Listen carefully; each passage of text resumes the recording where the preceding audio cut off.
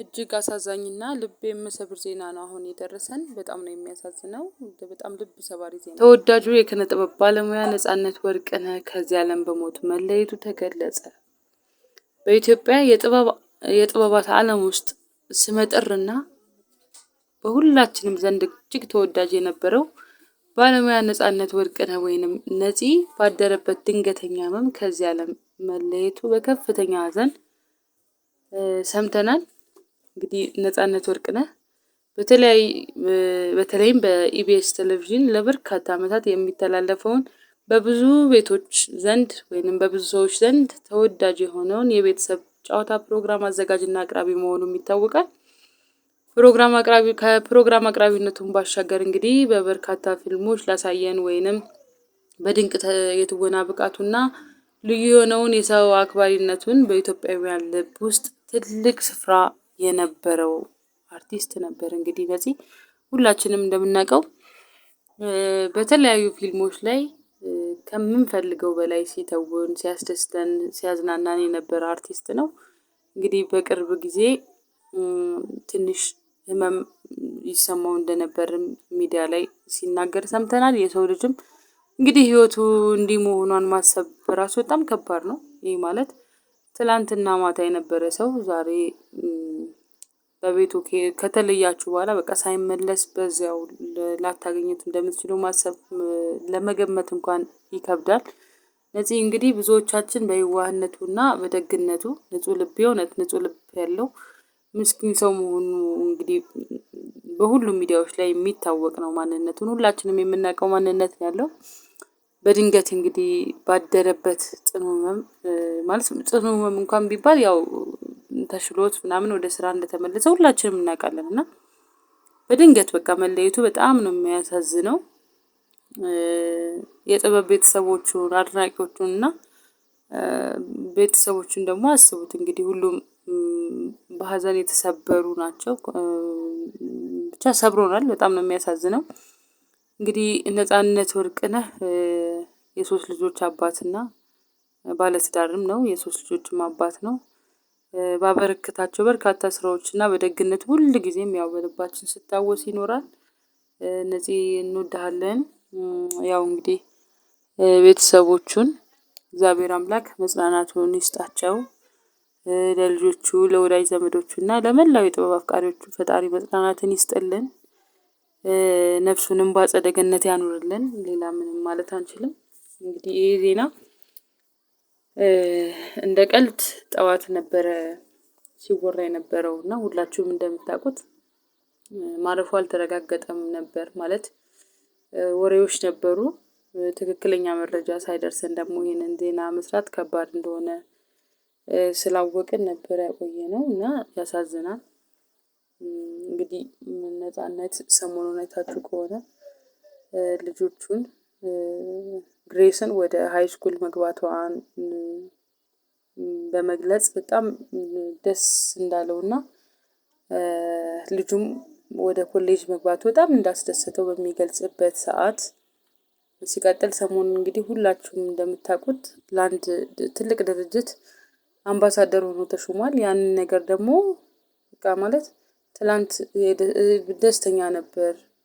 ጥሩ ፊሊንጎችን በሚያሳይበት ሰዓት ደግሞ በማግስቱ ከዚህ ዓለም በሞት እንደተለየ መስማት ምን ያህል ከባድ እንደሆነ መገመት አይከብደንም ሁላችንም። ይህ ማለት በቃ የሰው ልጅ ምን ያህል በቃ ማለት ቀጠሯችን ለመች ነው? ነገን የምንላት ቀን መቼ ናት? ማንስ ነው የሰጠን ስለዛች ቀን ብለን ማሰብ እንድንጀምር ብቻ በጣም የሚያሳዝን ነው። ነጻነት ማጣት ከባድ ቢሆንም ያው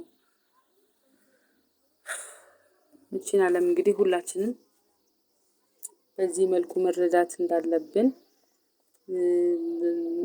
ደግነትን የተሞላ እጅግ በጣም የዋህ በእውነት እና የእውነት በቃ ምስኪን ከሚባሉ ሰዎች መካከል መሆኑና ንጹህ ሰው መሆኑ ነፂን ያገኘ ሰው በሙሉ የሚመሰክርበት ነፂን የሚገልጹበትን መንገድ ነውና ነጻነትን ማጣት ለኢትዮጵያ ኪነ ጥበብ ብቻ ሳይሆን እንደ ሀገር ለልጆቹም ለቤተሰቦቹም እጅግ በጣም ከባድና አሳዛኝ መሆኑን መገመት አይከብደንም። በጣም ነው ያዘንነው። ባበረከታቸውም ስራዎች፣ ፊልሞች፣ የተለያዩ ተውኔቶች ላይ ተውኗል። እንግዲህ ሰሞኑን ሁላችሁም በተለያዩ የሶሻል ሚዲያዎች ላይ ትወናን እንዴት እንደጀመረ ከየት እንደጀመረ በቤተሰቦቹ መሀልም የነበረውን ነገር ሲገልጽ ነበር እና ትንሽ ስለ ህመሙም ሴፉ ሾው ላይ ቀርቦ ሲገልጽም ነበር። በዚህ መልኩ ግን ለሞትም የሚያደርሰውም እንዳልነበር እና ያኔም ሲወራ የነበረው ስህተት እንደነበርም ስናገር ሰምተናል። ነገር ግን ያው እንደ ሰው ብናዝንም ሁላችንም ወደማንቀርበት መንገድ ስለሆነ የሄደው ያሳዝናል። አዝነናል። ነፂ የእውነት እኔ ስሰማ በጣም ደንግጫለሁ እና ጉርሻ ፔጅ ላይ አይታችሁ ከሆነ የሆነ ሰው ብቻ ጠዋት ይመስለኛል ወደ 3 ሰዓት አካባቢ ነው የተለቀቀው። አንድ ታዋቂ አርቲስት አርፏል፣ ነገር ግን እንዳትፖስቱ ትንሽ ተረጋጉ እናረጋግጥ አይነት ነገር እየተባለ ነው የሚል ፖስት ሲፖስት በእውነት ብዙዎች ኮሜንት ሴክሽኑ ላይም ምናምን ፊል ሲያደርጉ እንደነበር እና እኔ በፍጹም ያልጠበቅኩት ሰው ነው። ብቻ ማንም ይሁን ማን ያው ማዘናችን አይቀርም። ነገር ግን ደግሞ ነፂ ሲሆን ትንሽ ያስጨንቃል እና እኔ በበኩሌ ያዝኛለሁ በጣም በእውነት። እግዚአብሔር አምላክ ለቤተሰቦቹ፣ ለባለቤቱ፣ ለልጆቹ እና ለመላው አድናቂዎቹ መጽናናትን ይስጥልን ከማለት ውጪ ምንም ማለት አንችልም። እንግዲህ ፊልሞቹን እንኳን እንዲህ ዘርዝረን እንኳን እንትን ብንል በቃ እነዚህ በጣም የሚያዝናና ሰው ነበረ። በጣም ተጫዋች ነበረ። ጨዋታ ያውቃሉ ከሚባሉ ሰዎች መካከል አንዱ ነፂ ነበር። እንግዲህ የቤተሰብ ጨዋታን የወደድንበት ኢቢኤስን ለየት ባለመልኩ የሚያቀርብልን ሰው ነበረ ነፂና በዚህ መልኩ ይለየናል ብለን ባናስብም ያው እግዚአብሔር የወደደውን አደረገ። ጄስ በአምላክ ዘንድ ስህተት የለምና ለምን የሆነ ማለት አንችልም። ነገር ግን ነፍሱን በአጸደ ገነት ያኖርልን ፈጣሪ፣ መጽናናቱን ይስጠን። ለቤተሰቦቹም፣ ለአድናቂዎቹም፣ ለወዳጅ ዘመዶቹ በአጠቃላይ እግዚአብሔር አምላክ መጽናናቱን ይስጣቸው ከማለት ውጭ ሌላ ምንም የምንለው ነገር የለንም። ነፂ እግዚአብሔር አምላክ ነፍስን በአጸደ ገነት ያኖርልን። በጣም ተወዳጅ የነበረ ሰው ነውና ትንሽ ልብ ይሰብራል። እንግዲህ እግዚአብሔር ያጽናችሁ። እናንተም ተመልካቾቼ በቃ ይሄን ልል የምችለው እግዚአብሔር አምላክ ያጽናን። ቤተሰቦቹንም ልጆቹንም እንግዲህ እግዚአብሔር ያበርታልን። ሌላ ምንም ማለት አይቻልም። እግዚአብሔር የወደደውን ያደረገው በሱ ዘንድ ስህተት የለም። ነፂ ደግሞ ተወዳጅ ሆኖ ነው እንግዲህ ያረፈው። በሰው ዘንድ በፍቅር ኖሮ መለያየትን የመሰለ መልካም ነገር የለም።